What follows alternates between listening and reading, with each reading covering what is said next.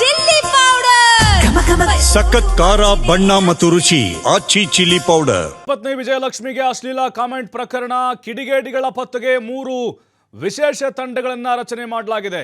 ನಡುಕ ಶುರುವಾಗ್ತಿದೆ. ಈಗ ಕೆಟ್ಟದಾಗಿ ಯಾರ್ಯಾರೆಲ್ಲ ಮೆಸೇಜ್ ಅನ್ನ ಮಾಡಿದ್ರು, ಕಮೆಂಟ್ಗಳನ್ನ ಮಾಡಿದ್ರು, ಅಶ್ಲೀಲವಾಗಿ ಬೈದಿದ್ರು, ಅವಾಚ್ಯವಾಗಿ ನಿಲ್ಲಿಸಿದ್ರು ಅಂಥವ್ರನ್ನ ಸೆದೆ ಬಡಿಯುವಂತಹ ಟೈಮ್ ಬಂದೇ ಬಿಡ್ತಾ ಇದೆ.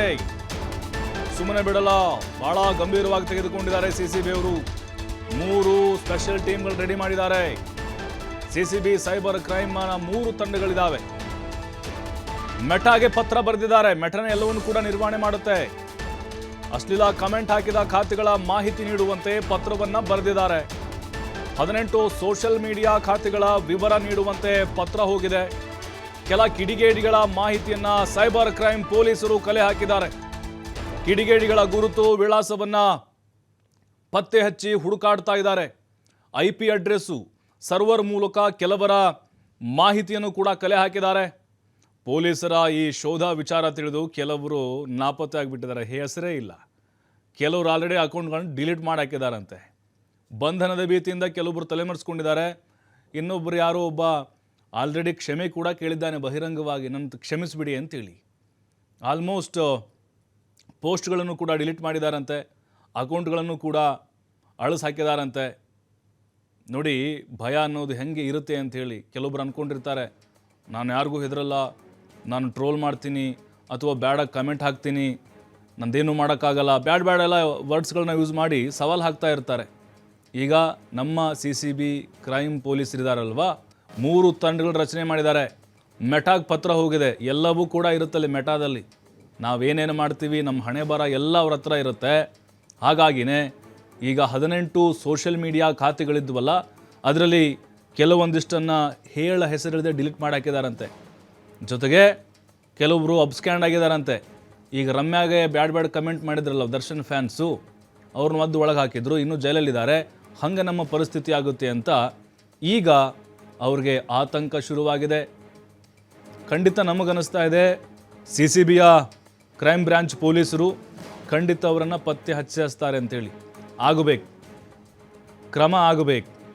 ಯಾಕಂದರೆ ಬೇರೆಯವ್ರಿಗೆ ಮತ್ತೆ ಈ ರೀತಿ ಆಗಬಾರ್ದು. ಅದು ಆರೋಗ್ಯಕರವಾಗಿ ಹೆಲ್ತಿಯಾಗಿ ಕಮೆಂಟ್ಗಳನ್ನ ಮಾಡಲಿ, ಏನು ಬೇಕಾದರೂ ಕಮೆಂಟ್ ಹಾಕಲಿ. ಆದರೆ ಅಶ್ಲೀಲವಾಗಿ ಸೊಂಟದ ಕೆಳಗಿನ ಭಾಷೆ ಅಥವಾ ಅವರ ಫ್ಯಾಮಿಲಿನ ಎಳೆದುಕೊಂಡು ಬರೋದು, ಈ ರೀತಿಯಾಗಿ ಮಾತಾಡಿದರೆ ಸಹಜವಾಗಿ ನೋವು ಆಗೇ ಆಗುತ್ತೆ. ಮತ್ತಷ್ಟು ಮಾಹಿತಿ ನಮ್ಮ ಪ್ರತಿನಿಧಿ ಸಂತೋಷ್ ನೀಡ್ತಾರೆ. ಸಂತೋಷ್, ಈಗ ಕೆಟ್ಟದಾಗಿ ಕಮೆಂಟ್ ಮಾಡಿದಂಥ ಕಿಡಿಗೇಡಿಗಳಿಗೆ ನಡುಕ ಶುರುವಾಗಿದೆ ಅಂತ ಅನಿಸ್ತಾ ಇದೆ. ಈ ಬೆಳವಣಿಗೆ ನೋಡ್ತಾ ಇದ್ರೆ ಬಂಧನ ಫಿಕ್ಸ್ ಅಂತ ಹೇಳ್ಬೋದಾ ಈ ವಿಚಾರದಲ್ಲಿ? ಹಾಗಾದ್ರೆ ಖಂಡಿತವಾಗಿಯೂ ಪ್ರಭು, FIR ಅನ್ನ ದಾಖಲೆ ಮಾಡ್ಕೊಂಡ್ಮೇಲೆ ಆರೋಪಿಗಳನ್ನ ಬಂಧಿಸಲೇಬೇಕಾಗುತ್ತೆ.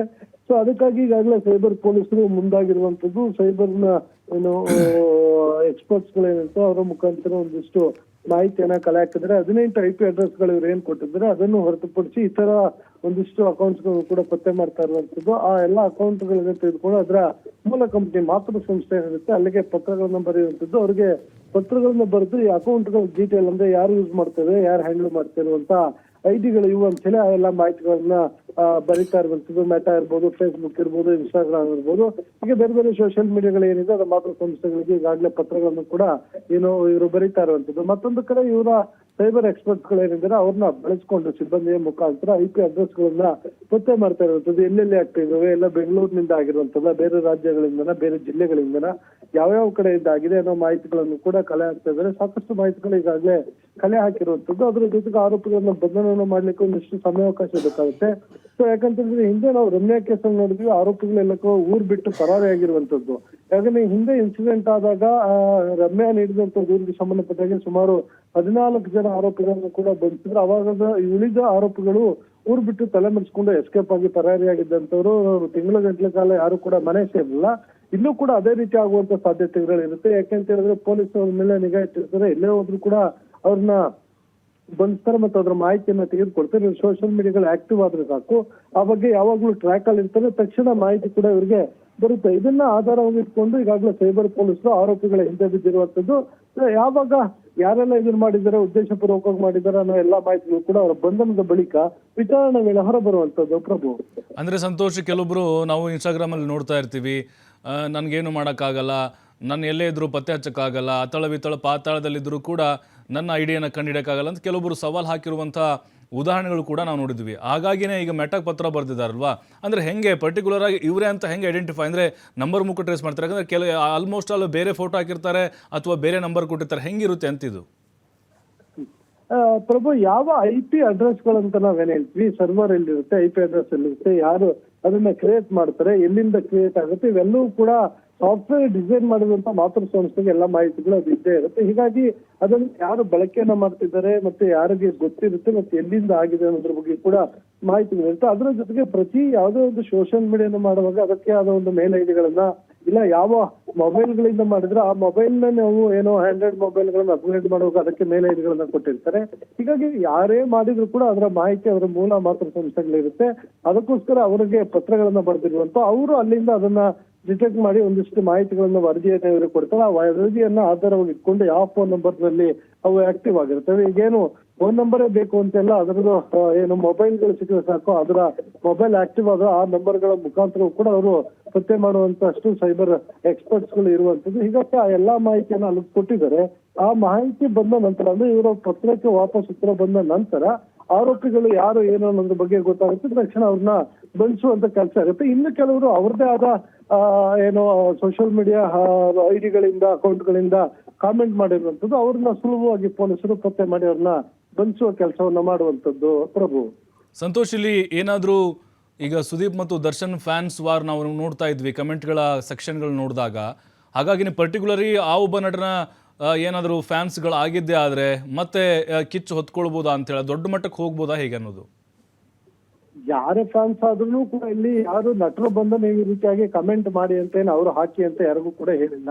ಇವರು ಮಾಡ್ಲಿಕ್ಕೆ ಕೆಲಸ ಇಲ್ಲದೆ ಇರುವಂತವ್ರು ಎಲ್ಲೋ ಕೂತ್ಕೊಂಡಿರ್ತಾರೆ, ಏನ್ ಕೆಲಸವನ್ನು ಮಾಡ್ತಿರ್ತಾರೆ, ಖಾಲಿ ಕೂತಿದಂತ ಸಮಯದಲ್ಲಿ ಸುಮ್ಮನೆ ಇವರ ಅಂಧಾಭಿಮಾನದ ಮುಖಾಂತರ ಇಂಥ ಕಾಮೆಂಟ್ಗಳನ್ನ ಹಾಕುವಂಥದ್ದು. ಇಂಥ ಕಾಮೆಂಟ್ಗಳಿಂದ ಸೊ ನಟರುಗಳಿಗೆ ಯಾವುದೇ ರೀತಿಯ ಸಮಸ್ಯೆಗಳು ಆಗಲ್ಲ. ಇವ್ರಿಗೆ ಕೇವಲ ಅಂದ್ರೆ ಈ ಕಾಮೆಂಟ್ಗಳನ್ನ ಹಾಕಿ ಮಾಡ್ಲಿಕ್ಕೆ ಕೆಲಸ ಇಲ್ಲದೆ ಏನ್ ಕೂತಿರ್ತಾರೆ, ಇವರು ಜೈಲಿಗೆ ಹೋದಾಗ ಅದರ ನೋವು ಅವ್ರಿಗೆ ಗೊತ್ತಾಗುವಂಥದ್ದು. ಅದರ ಜೊತೆಗೆ ಜೈಲಿಗೆ ಹೋಗಿ ಬರ್ಲಿಕ್ಕೆ ವಾಪಸ್ ಬಿಡ್ಸ್ಕೊಂಡ್ ಬರ್ಲಿಕ್ಕೆ ಕೂಡ ಇವ್ರಿಗೆ ಕೆಲವ್ರಿಗೆ ಬೇಲ್ ತಗೊಳ್ಲಿಕ್ಕೆ ಕೂಡ ಅವಕಾಶ ಇರಲ್ಲ.